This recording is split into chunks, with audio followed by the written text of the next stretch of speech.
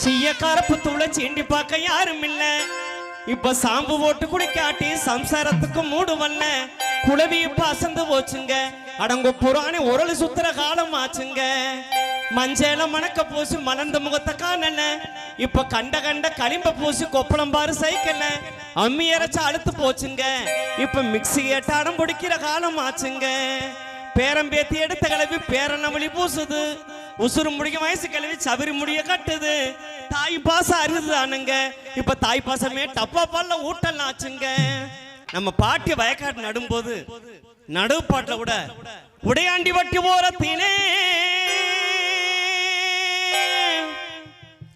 அண்ணே வச்ச தென்னம் புள்ள